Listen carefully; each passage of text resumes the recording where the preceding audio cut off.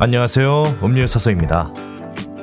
오늘 여러분한테 읽어드릴 책은요, 바로 불편한 편의점이라고 하는 책입니다. 김호연 작가님의 장편 소설이고요. 오늘은 그 중에서도 첫 번째 이야기, 사내 진미 도시락 부분을 읽어드려 볼까 합니다. 간단하게 줄거리를 조금 설명해 드리자면, 어느 날 평택부근을 지나고 있는 기차 안에서 염 여사는 지갑을 잃어버렸다는 사실을 눈치채게 됩니다. 그때 이러지도 저러지도 못하는 염 여사에게 걸려오는 한 통의 전화. 그런데 전화 너머로 들리는 목소리는 너무나 거칠고 불분명한 사내의 목소리였습니다. 그가 노숙자임을 눈치챈 염 여사는 긴장을 하게 되죠. 서울역에 도착한 염 여사는 그 노숙자와 만나기로 한 장소에 도착하게 되는데요. 저 앞에 도시락을 먹고 있는 노숙자를 발견하고 그에게로 다가가는 염 여사. 그런데 그때 예상치도 못한 소동이 일어나게 되고 염 여사와 노숙자는 그 소동에 휘말리게 됩니다. 한바탕 소동이 지나고 난 뒤 염 여사는 노숙자의 행동을 보고는 자신의 생각을 바꾸게 됩니다. 그러고는 자신의 편의점으로 초대하게 되죠. 자, 과연 이 소동에서 염 여사는 노숙자의 어떤 면을 보았길래 기꺼이 자신의 편의점으로 초대를 하게 된 걸까요? 지금부터 그 이야기를 저와 함께 풀어나가 보시죠. 어서오세요. 여기는 불편한 편의점입니다.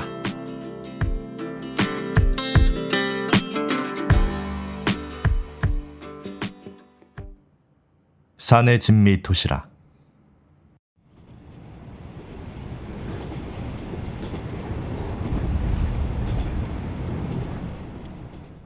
염영숙 여사가 가방 안에 파우치가 없다는 걸 알았을 때 기차는 평택부근을 지나고 있었다.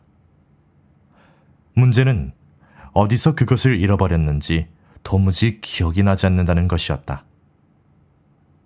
파우치를 잃었다는 현실보다 감퇴되는 기억력이 그녀를 더욱 불안하게 만들었다.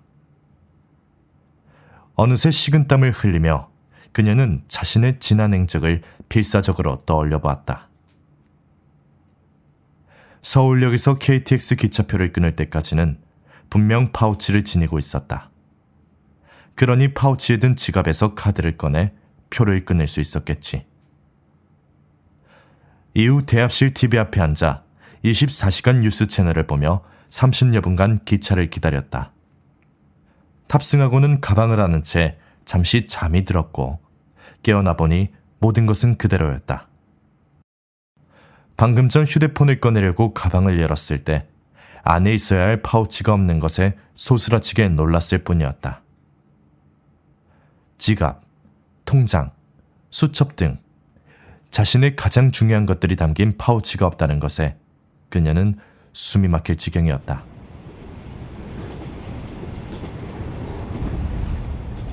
염 여사는 자신이 타고 있는 기차의 속력에 뒤지지 않게 두뇌를 가동해야 했다.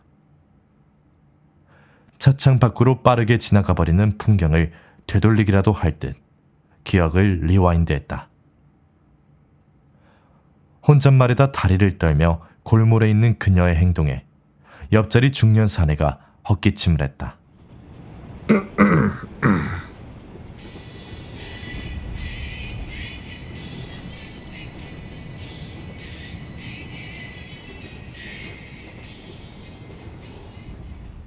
그녀의 몰입을 방해한 건 옆자리 사내의 헛기침이 아니라 가방 안에서 울린 휴대폰 착신 음악이었다.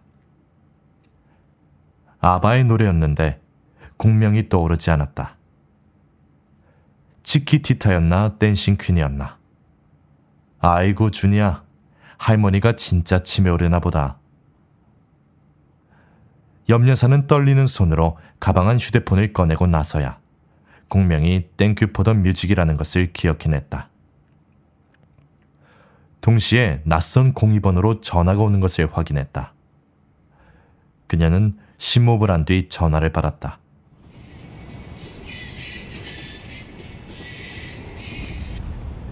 여보세요? 상대방은 대답이 없었다. 다만 주변의 소음이 공공장소임을 짐작해 했다. 누구세요? 영숙이에요? 사람의 목소리라기엔 너무나 거칠고 불분명했다. 마치 겨울잠을 끝낸 곰이 둥굴에서 나와 처음 입을 열면 나올 법한 소리였다. 예, 그런데요? 지갑요. 맞아요. 주우신 분인가요? 어디시죠? 서울. 서울 어디요? 혹시 서울역 아닌가요? 그쵸, 서울역. 그녀는 난도의 한숨을 휴대폰 옆으로 내쉰 뒤 목청을 가다듬었다. 지갑 찾아주셔서 고맙습니다. 그런데 제가 지금 기차 아니고요. 다음 역에 내려 바로 돌아갈 테니까 좀 보관해 주시거나 어디 맡겨주실 수 있나요? 사례는 제가 가는 대로 해드릴게요. 여기 있죠. 갈 데도 없죠. 그래요? 알겠어요. 서울역 어디서 만날까요? 그 공항철도 가는 길 GS 편의점요. 고맙습니다. 빨리 갈게요. 천천히 와요. 알겠어요. 고맙습니다. 전화를 끊고 나자 기분이 묘했다. 휴대폰 너머로 들리는 동물의 음성 같은 어눌한 말투는 그가 노숙자임을 확신케 했다. 무엇보다 갈 데도 없죠 라는 말뜻으로 보나 공중전화가 분명한 공이번호로 보나 그는 휴대폰이 없는 노숙자가 분명했다. 염려사는 잠시 긴장하지 않을 수 없었다. 지갑을 돌려준다는데도 뭔가 불안하고 다른 걸 요구할까 두려움이 번졌다. 하지만 전화까지의 지갑을 순순히 돌려준다고 호의를 베푸는 사내가 굳이 해코지를 할 것 같진 않았다. 사례비로 지갑 속 현찰 4만 원을 건네면 충분할 듯 했다.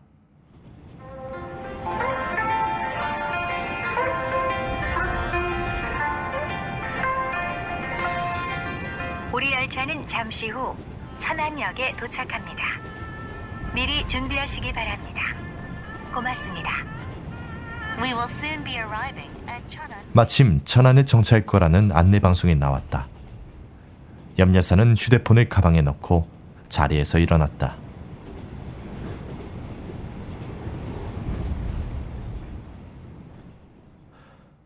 돌아가는 기차가 수원을 지날 즈음 다시 휴대폰이 울렸다.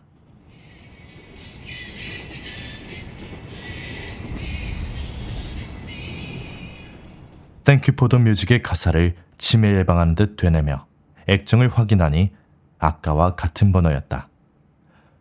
염여사는 불안한 기분을 애써 억누르며 전화를 받았다. 저요. 사내의 웅크린 듯한 목소리가 들려왔다. 염여사는 변명하는 학생을 상대할 때처럼 목소리에 힘을 주었다. 말씀하세요. 선생님, 배가 고파서요. 그래서요? 편의점 도시락 안 돼요? 순간 염여사의 마음에 미열이 일었다. 선생님이라는 호칭과 도시락이라는 단어가 그녀를 한결 너그럽게 만들어주는 걸 느낄 수 있었다. 그러세요. 도시락 사 드시고요. 목마를 테니 음료수도 같이 사 드시고 계세요. 고마워요. 전화를 끊고 얼마 지나지 않아 휴대폰에 결제 문자가 떴다. 이건 마치 편의점 계산대 앞에서 전화한 게 아닌가 할 정도로 재빠른 시간이었다. 많이도 배고픈 걸 보니 그의 정체는 서울역의 맹주, 비둘기의 친구, 노숙자가 확실했다. 자세히 살펴보니 GS 박찬호 투머치 참 많은 도시락 4,900원이라 떠 있었다. 음료수는 안 사먹은 거 보니 염치는 있나 보군. 염여사는 혹시 모르니 누군가를 불러야 할까 고민했던 마음을 접고 그와 단둘이 만나기로 했다. 이른의 치매 염려 증상이 있다고는 하나 여전히 그녀는 자신의 위험을 믿었다. 교단에서 정년을 맞을 때까지 한 번도 비굴하게 굴지 않고 당당히 온갖 학생들을 상대했던 자신을 믿기로 했다.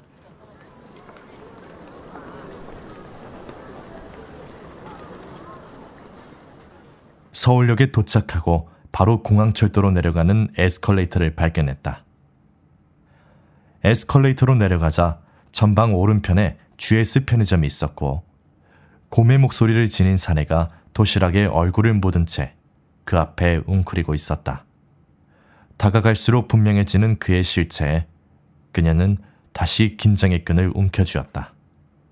대걸레같이 떡이 져있는 장발의 사내는 얇은 스포츠 점퍼와 더러워져 베이지색인지 갈색인지 모를 면바지를 입고 있었다. 그런 그가 매우 정성스러운 젓가락질로 도시락 속 비엔나 소시지를 집어먹고 있었다. 확실히 노숙자다. 염여사는 마음을 다잡고 다가갔다. 야, 잡아! 너희 자식! 그때였다. 3명의 낯선 사내가 도시락을 먹고 있는 그를 향해 달려들었고 염여사는 놀라서 다가가던 발걸음을 멈출 수밖에 없었다. 3명의 하이에나 같은 사내들 역시 노숙자임이 분명했는데 그들은 도시락 사내를 누르고 뭉갠 채 무언가를 뺏기 위해 안간힘을 써댔다. 그녀는 주위를 돌아보며 발을 동동 굴렀지만 지나가는 사람들은 노숙자들의 흔한 다툼으로 여기고 힐끔대기만 할 뿐이었다. 사내는 먹던 도시락을 떨군 채 온몸을 공처럼 웅크리고 방어했다. 하지만 결국 놈들에 의해 목이 졸리고 팔이 들리며 지키고 있던 물건을 빼앗기고 말았다. 안절부절 못하며 살피던 염려사의 시야에 놈들이 빼앗은 물건이 확 들어왔다. 자신의 분홍색 파우치였다. 도시락 사내를 떼어내듯 발로 몇 번 밟은 뒤 노숙자 셋이 자리를 뜨기 시작했다. 염려사는 손발이 떨려 어찌할 바를 모른 채 주저앉았다. 그때 사내가 반격하듯 일어나 파우치를 쥔 놈을 향해 온몸을 던졌다.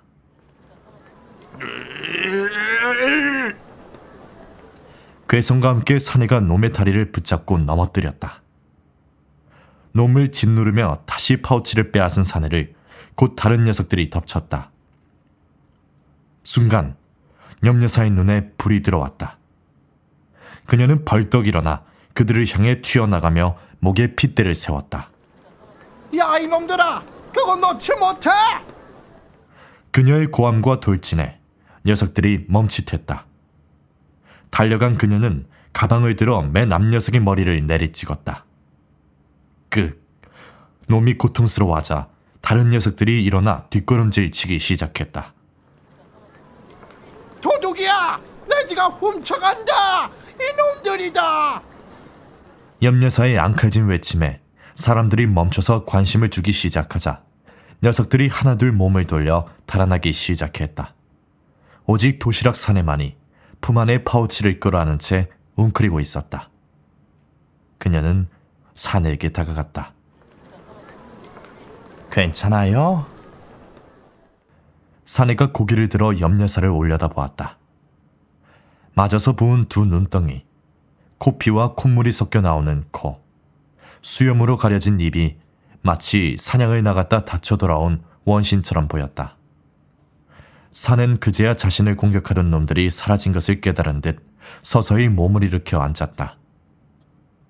염여사 역시 손수건을 꺼내 그런 사내 앞에 웅크리고 앉았다. 순간 노숙자 특유의 퀴퀴하고 역한 냄새가 코에 훅 들어왔다. 염여사는 숨을 참으며 그에게 손수건을 건넸다. 사내는 고개를 저은 뒤 점퍼 소매로 쓱 코를 문질렀다. 그녀는 행여 파우치에 사내의 피와 콧물이 묻을까 염려가 드는 스스로에게 짜증이 일었다. 진짜 괜찮아요? 사내가 고개를 끄덕이곤 염려사를 살폈다. 유심히 살피는 사내의 눈빛에 그녀는 잠시 자신이 무얼 잘못한 거라도 있나 걱정이 들었고 어서 자리를 뜨고 싶은 마음이 앞섰다. 그래, 이제 파우치를 돌려받아야 했다. 고마워요. 그거 챙겨줘서. 사내가 자신의 왼팔로 감싼 파우치를 오른손으로 짚더니 그녀에게 건넸다. 그런데 염려사가 파우치를 받으려는 순간 사내가 다시 그것을 자기 품으로 회수했다. 놀란 그녀를 꼼꼼하게 살피며 그가 파우치를 열었다. 뭐 하는 거예요? 주인 맞아요? 그럼요. 내가 주인이니까 알고 온 거잖아요. 아까 나랑 통화한 거 기억 안 나요? 터무니없는 그의 의심에 염려사는 기분이 나빠지려 했다. 사내는 가타부타 말없이 파우치를 뒤져 지갑을 찾았고 거기서 신분증을 꺼내 살폈다. 주민번호요. 아니 내가 지금 거짓말하는 것 같아요? 확실해야 해요. 이거 주인 돌려줄 책임이 있어요. 그게 주민등록증에 내 사진 붙어 있잖아요. 비교해봐요. 사내는 맞아서 부은 두 눈을 끔뻑이며 주민등록증과 염려사를 번갈아 살폈다. 사진 안 같아 보여요. 황당함에 염려사는 자기도 모르게 혀를 찼다. 화도 나지 않았다. 오래됐어요, 사진. 사내가 덧붙였다. 오래된 사진이지만 분명 염려사의 얼굴이고 알아볼 만도 한데 아마도 건강 상태를 반영하는 듯 사내의 시력에 문제가 있는 것 같았다. 혹은 그녀가 정말 몰라보긴 늙었거나. 주민번호 말해봐요. 휴. 염려사는 짧은 한숨을 쉰 뒤 사내를 향해 또박또박 말했다. 맞다. 확실히 해야죠. 그쵸? 사내가 동의를 구하는 눈짓과 함께 주민등록증을 지갑에 넣고 다시 파우치에 담아 건넸다. 염려사는 파우치를 받았다. 한바탕 소동이 정리되는 기분이 들자 사내에게 고마움이 물결치기 시작했다. 다른 노숙자들에게 맞아가면서까지 파우치를 지킨 것부터 주인에게 잘 돌려주기 위해 꼼꼼하게 확인을 한 것까지. 사실 어지간한 책임감이 아니면 할 수 없는 행동이기 때문이었다. 그때 산이가 끙 소리를 내며 일어섰다. 염려사도 자리에서 일어나 서둘러 지갑에서 현찰 4만 원을 꺼냈다. 건넨 돈을 보고 사내가 망설이는 게 느껴졌다. 받아요. 사내는 현찰로 손을 뻗는 대신 점포로 손을 넣어 정체를 알 수 없는 휴지 뭉치를 꺼냈다. 그걸로 코피가 흐르는 코를 훔쳤다. 그러고는 돌아서 걷기 시작했다. 사례비를 쥔 손이 민망해진 그녀는 한동안 사내를 바라보았다. 그는 웅크리고 도시락을 먹던 편의점 앞으로 허우적 걸어가더니 몸을 숙였다. 그녀는 사내를 뒤따라갔다. 편의점 앞. 아까 먹던 도시락이 뒤집어진 광경을 보며 사내는 혼잣말을 하고 있었다. 뒤이어 탄식하는 소리도 들렸다. 한동안 그의 뒷모습을 살피던 염려사가 몸을 숙여 등을 두드렸다. 사내가 돌아보자 그녀는 주눅든 학생을 다독일 때 표정을 지어 보였다. 아저씨, 나랑 잠깐 어디 가요. 예?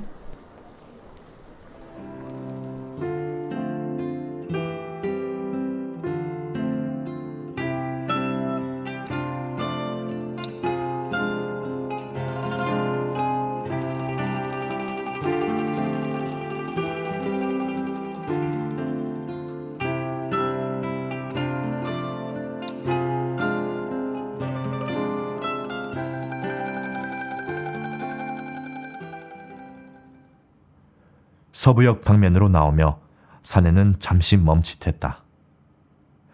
마치 자연의 품을 떠나 아스팔트 위 트럭에 올라타길 거부하는 초식동물 같았다.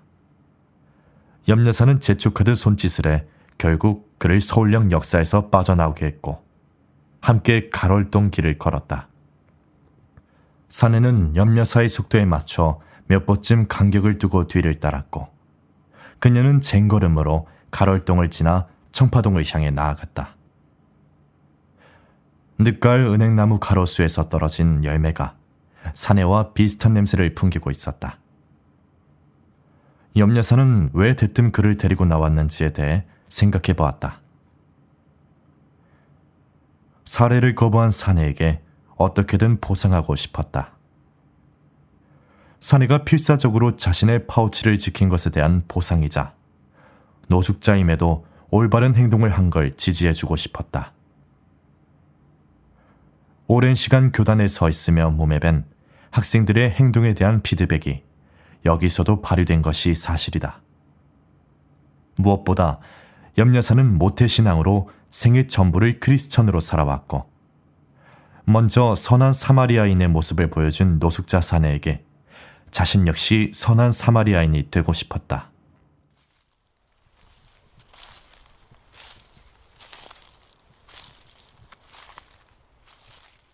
15분쯤 걸었을까. 서부역 뒤편의 칙칙한 거리가 끝나고 세련된 큰 교회 빌딩이 눈에 들어왔다. 여대 앞인지라 청바지에 점퍼를 입은 여학생들이 깔깔대며 지나갔고 방송을 통해 유명해진 분식집 앞에는 사람들이 줄지어 서 있었다. 염 여사가 뒤를 돌아보자 사내는 두리번대며 거리의 풍경을 살피기에 여념이 없었다. 그녀와 사내를 피해가는 사람들도 있었다. 그녀는 자신과 사내의 조합이 사람들에게 어떻게 보일지 궁금하기도 하고 걱정되기도 했다. 이곳 청파동이 바로 자신의 동네이기 때문이었다. 그리고 자신의 매장이 자리한 곳이기도 했다.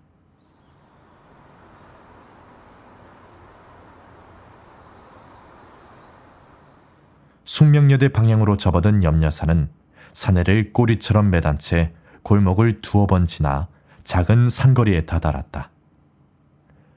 산거리로 갈라지는 모퉁이에 자리한 편의점. 그곳이 염 여사가 소유한 작은 사업체였고 사내에게 다시 도시락을 제공할 수 있는 공간이었다. 편의점 문을 열고 염 여사가 사내에게 들어오라고 손짓했다. 사내는 쭈뼛거리다가 그녀의 뒤를 따랐다. 어서 오세요. 오셨어요?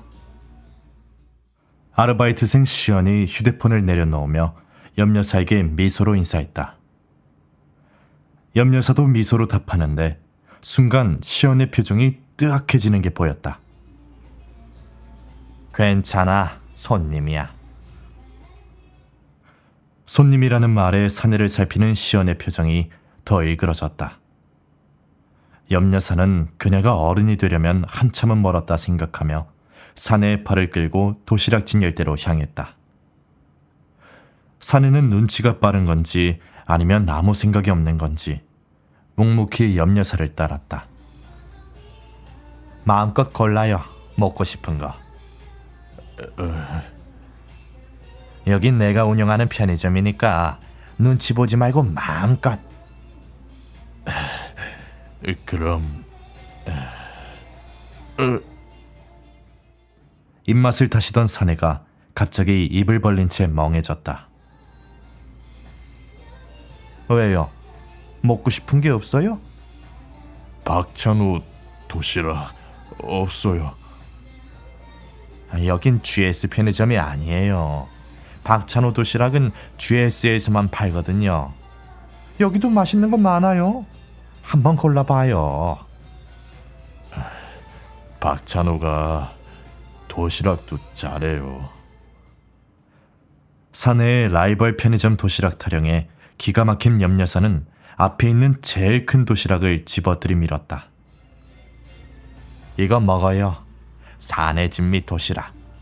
이거 반찬도 많고 좋아. 도시락을 받아든 사내는 신중하게 반찬의 가짓수를 세어보았다. 12찬이다. 그거면 노숙자에겐 수라상이다 이 녀석아. 옆녀새가 도시락을 탐구하듯 살피는 사내를 보며 속임말을 했다. 확인이 끝났는지 사내는 고기를 들고 그녀에게 꾸벅 인사를 했다. 그러고는 마치 자기 지정석인 양 가게를 나가 야외 테이블로 향했다.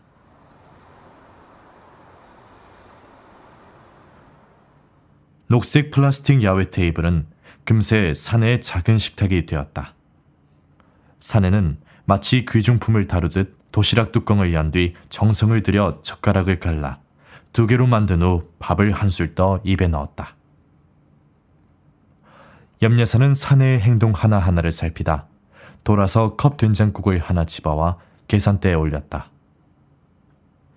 시연이 바로 알아채고 바코드를 찍었고 옆여사는 된장국에 온수를 부은 뒤 수저를 챙겨 밖으로 나갔다. 같이 먹어요. 국물이 있어야 좀 낫지. 옆여사가 내려놓은 된장국과 그녀의 얼굴을 번갈아 살피던 사내는 수저를 건넬 새 없이 들어 한 모금 마셨다.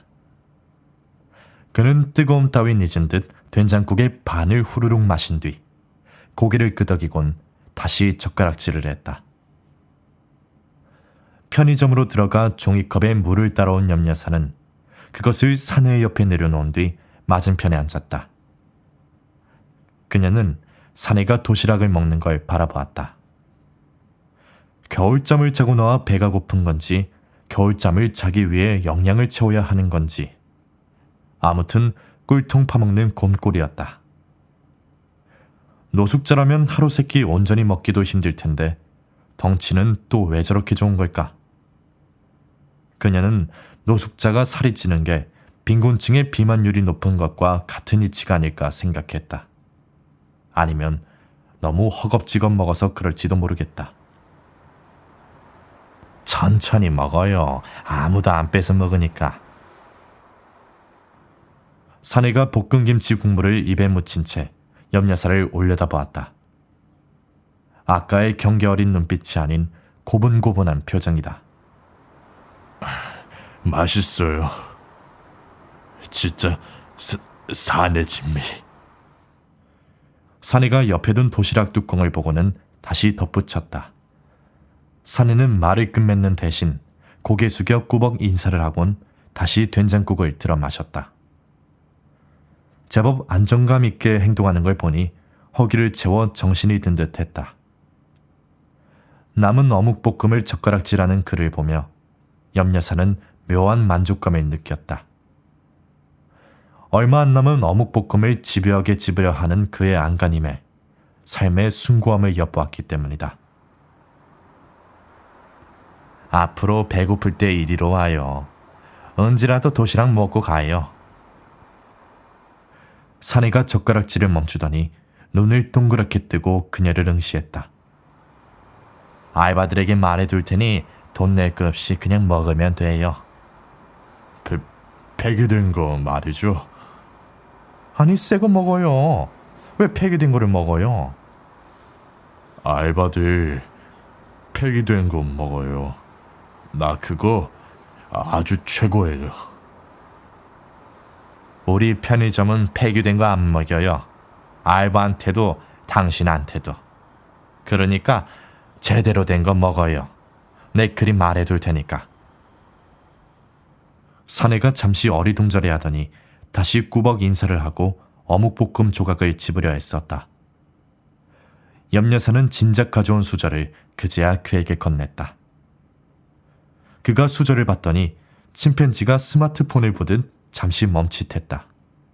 하지만 곧 한 번 배운 자전거 타기를 시간이 지나도 몸이 기억하는 것처럼 수저로 어묵볶음 조각을 긁어 모아 담았다. 그런 뒤 만족스럽게 그것을 입으로 가져갔다. 깔끔하게 비운 플라스틱 도시락에서 고개를 든 사내가 옆여사를 보았다. 잘 먹었습니다. 고맙습니다. 나야말로 파우치 지켜줘 고마워요. 그게 원래 두 놈이 챙겼어요. 더 넘요? 예.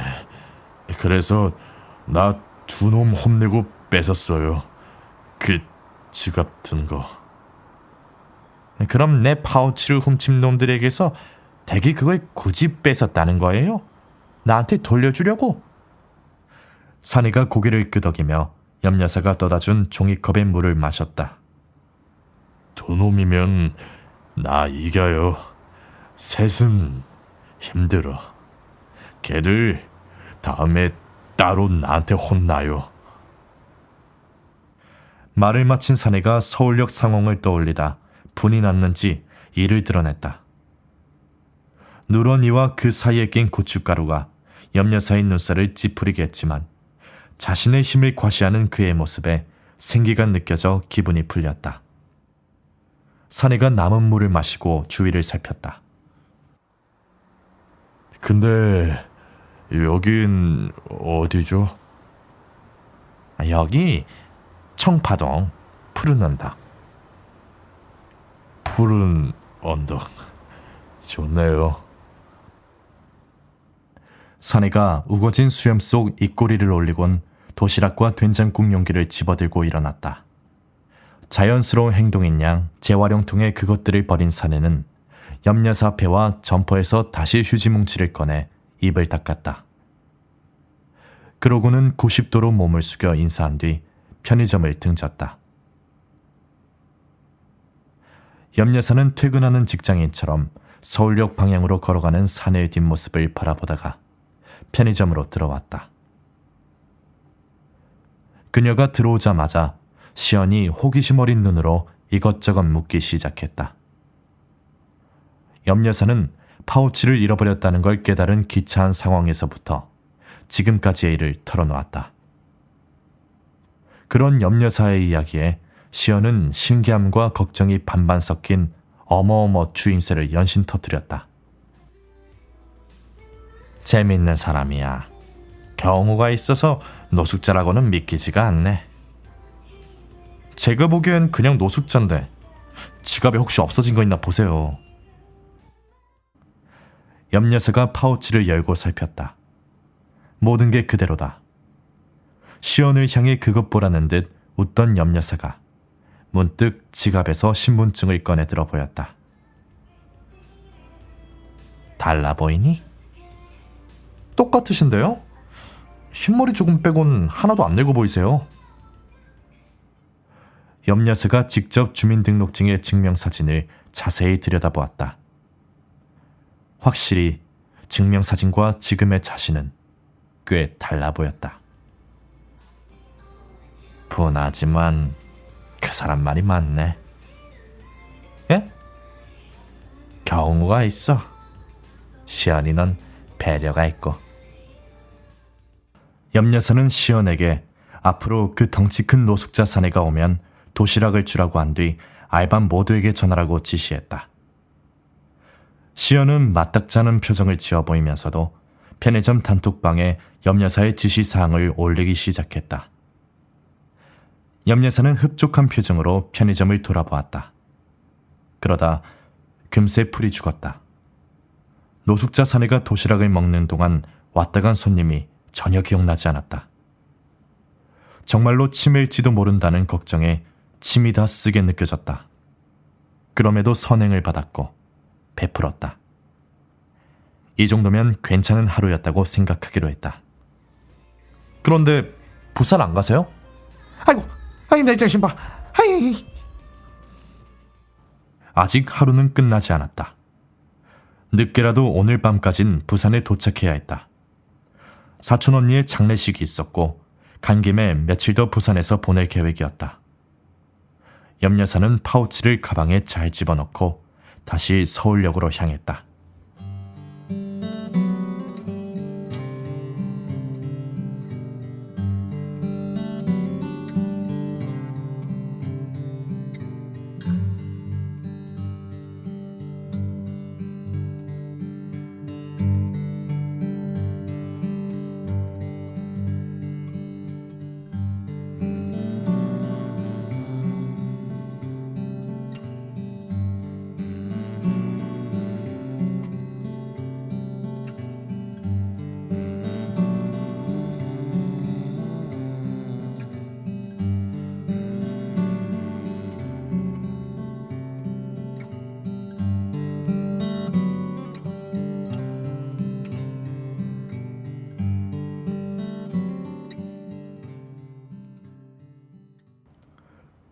부산에서 닷새간 일을 보고 돌아온 염여사가 편의점에 들렀다.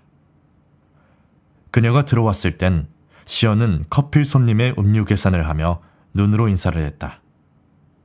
그리고 커플 손님이 나가자마자 계산대를 나와 그녀를 향해 다가왔다.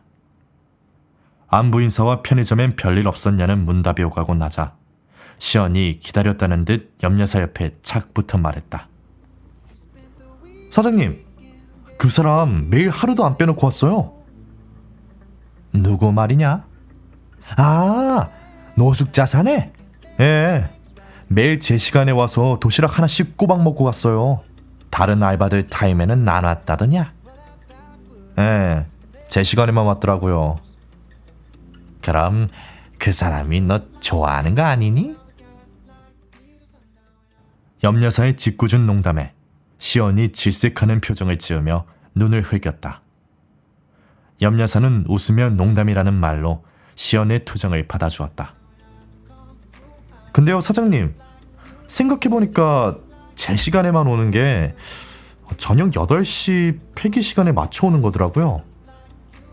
뭐? 새거 주라고 했잖니. 말했죠. 근데 새거 드시라 해도 곧 죽어라 폐기 도시락만 먹겠다고 오기더라고요.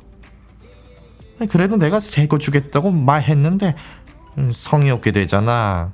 사장님, 그게 쉽지가 않은 게요. 그 사람 웅얼웅얼거리며 계속 카운터 앞에서 우겨대면요, 일단 냄새가 나요. 편의점에 큰 똥이 하나 놓여있는 꼴이라고요. 심지어 그 사람이 카운터에 있는 거 보고 들어오던 손님이 나간 적도 있다고요. 어쩌겠어요. 빨리 치우려면 그 사람 원하는 대로 빨리 줘서 내보내는 방법밖에 없더라고요. 게다가 내보내고 나선 환기도 시켜야 하고요. 아휴, 알겠다. 제가 보기엔 작정한 거라니까요. 어떻게 귀신같이 알았는지 도시락 폐기 시간 딱 맞춰 오더라니까요. 경우가 있어, 역시. 어제는 좀 늦길래 어디 아픈가 걱정이 다 되더라고요. 시연이 혀로 입술을 쓸며 정말 걱정하는 모습을 보이자 염여사는 헛웃음이 나왔다. 키만 크고 바짝 마른 몸에 마음까지 여린 시연을 볼 때마다 염여사는 바람에 정신없이 흔들리는 가게 홍보 풍선 인형이 떠오르곤 했다. 시연이 너 그렇게 착해서 어떻게 세상을 살려 그러니?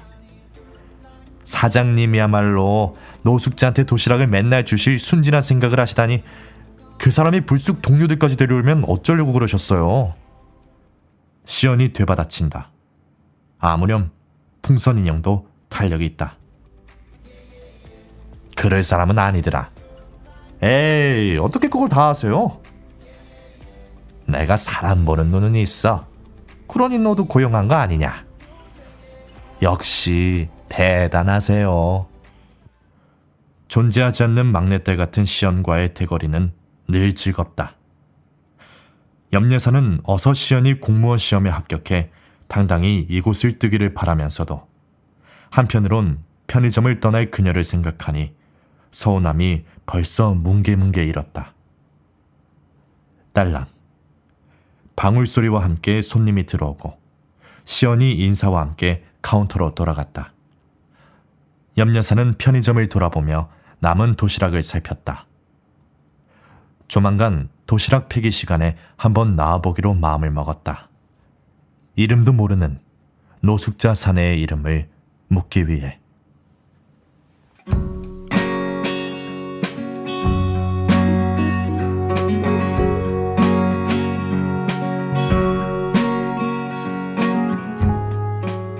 네, 아쉽지만 이야기는 여기서 그만 마쳐야 될 것 같습니다. 저작권 허락을 받은 부분이 여기까지여서 말이에요. 이 책이 말하고 있는 큰 주제가 있다고 한다면 그건 소통으로 인한 치유라고 생각이 드는데요. 덕구씨와 염여사님이 서로 소통을 통해 마음의 허물을 씻어내고 서로 치유받는 것처럼, 또 다른 이야기에 나오는 인물들도 덕구씨와 함께 지내면서 서서히 치유받는 것처럼, 이 이야기는 그런 소통을 통해 점점 자신도 몰랐던 상처를 치유해가며 마음의 응어리를 풀어가는 이야기들이라고 생각이 듭니다. 저도 이 책을 읽으면서 제 눈엔 정말 감동의 눈물이 많이 맺혔었는데요.